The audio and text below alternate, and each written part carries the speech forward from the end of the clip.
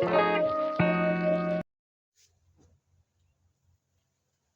want to tell a story about a boy who has a big dream.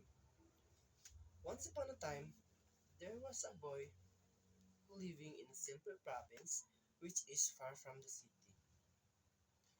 His name is Ruel Pangan, specifically live in Barangay Mandamo, Butuan City.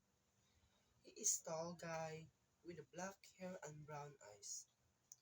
He has seven siblings and he is the youngest of the family.